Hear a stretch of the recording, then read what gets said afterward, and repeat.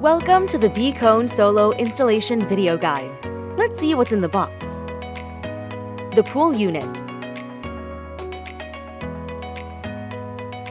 the attachment kit, and a B-Cone Solo quick start guide.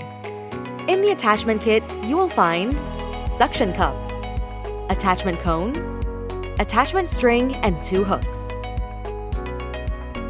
Attach the cone to the side of the pool using the double-sided sticker. Connect the hooks with the string to the attachment cone on one side and to the pool unit attachment ring on the other side.